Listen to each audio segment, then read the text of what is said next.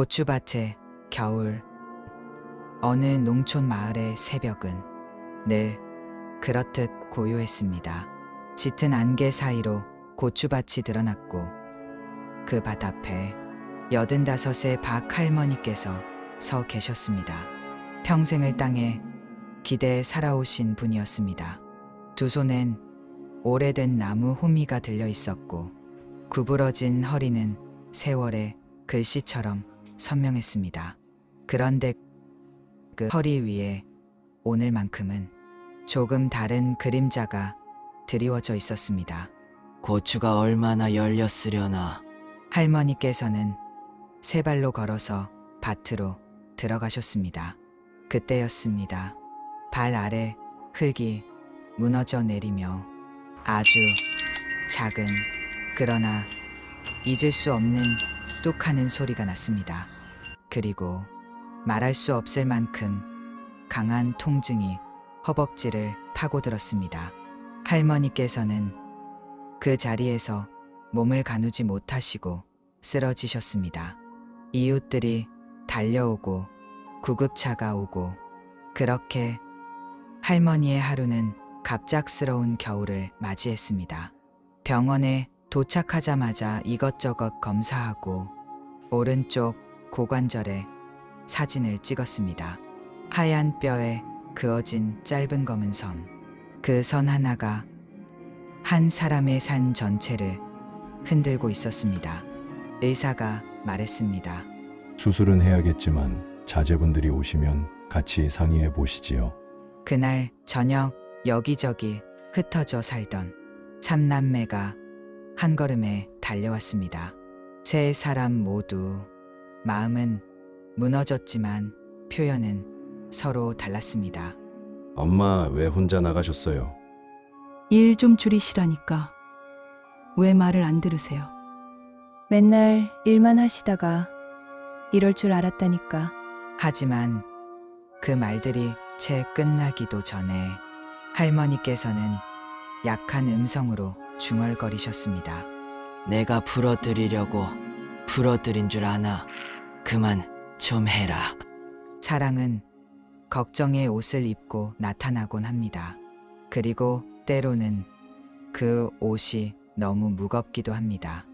의사는 자녀들에게 엑스레이를 보여주었습니다.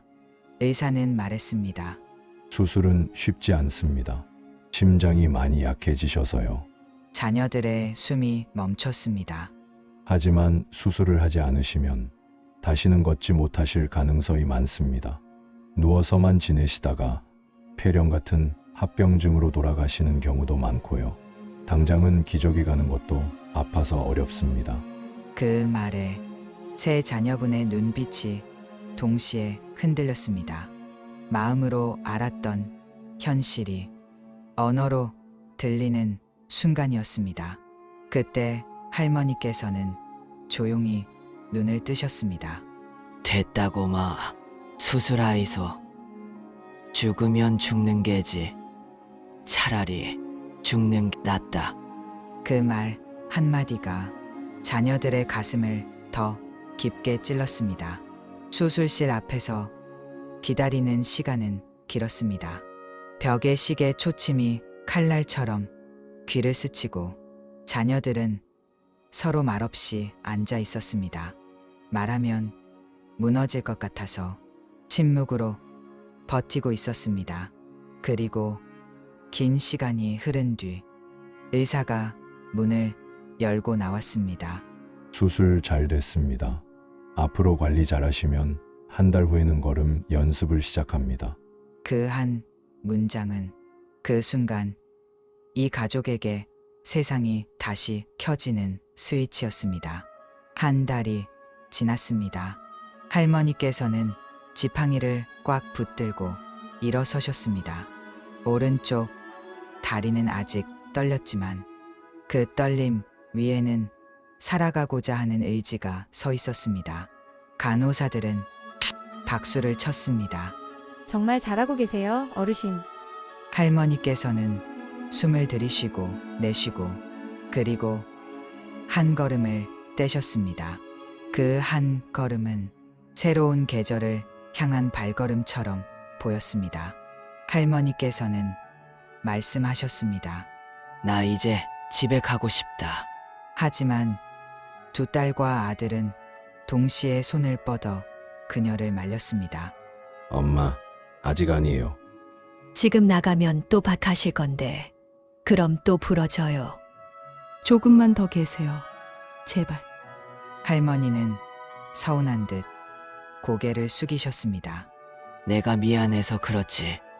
누워만 있으니까 내가 짐 되는 것 같다. 간병비도 너무 비싸. 우리 형편에. 그 말에 딸들의 눈가가 다시 적셔졌습니다. 의사는 자녀들을 복도로 불러 세웠습니다. 그리고 조용한 목소리로 말했습니다. 어르신을 탓하지 마세요. 나이가 들면 골절은 누구에게나 찾아옵니다. 잘못이 아니라 자연적인 현상입니다. 자녀들의 어깨가 조금 내려갔습니다. 의사는 말을 이어갔습니다. 어머님이 일을 계속 하시는 건 평생 일을 하며 살아오신 분들이 일을 멈추면 나는 필요 없는 사람이 됐다라고 느끼기 때문입니다. 그리고 평생 일만 했지 놀아본 적이 없는 분들은 일을 하지 않으면 심심해서 살 수가 없는 겁니다. 들로 밭으로 나가시는 건 노동이기도 하지만 오락이기도 합니다. 그 말에 자녀들은 눈을 감고 깊게 숨을 들이마셨습니다. 제 어머니도 90인데 아직도 밭일을 하십니다. 몸 말려요. 그게 살아있다는 증거니까요. 복도는 잠시 조용해졌습니다. 그러니 일을 하지 말라고 하지 마십시오. 다만 천천히 안전하게 하시라고만 하세요. 그리고 미안해하지 않아도 된다고 꼭 말해주세요. 그게 진짜 효도입니다. 그리고 그날 밤 병실 문을 열고 들어온 세 자녀는 할머니 앞에 조용히 섰습니다. 할머니께서는 또 한 번 싸울 준비를 하신 듯 눈을 크게 뜨셨지만 아들이 먼저 입을 열었습니다. 엄마, 집에 가시면 일 조금만 하세요. 할머니의 표정이 서서히 풀렸습니다. 밝을 때만 하세요. 천천히 하시고요.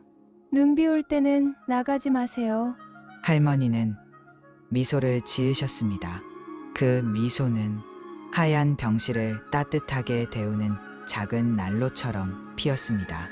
그 순간 할머니의 마음속에 오래 걸려 있던 죄책감이 조용히 녹아내리는 것처럼 보였습니다. 그날 밤 병원 창밖에서 작은 농촌 마을의 불빛이 별처럼 깜빡이고 있었습니다.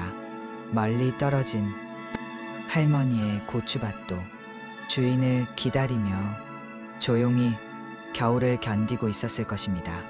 할머니는 곧 집으로 돌아가셨습니다.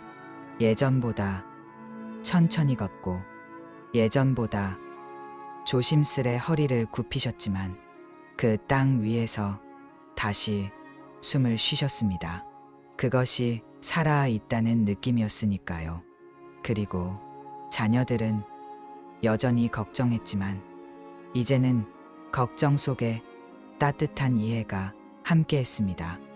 그렇게 이 가족은 다시 한 호흡으로 천천히 서로를 향해 걸어가고 있었습니다.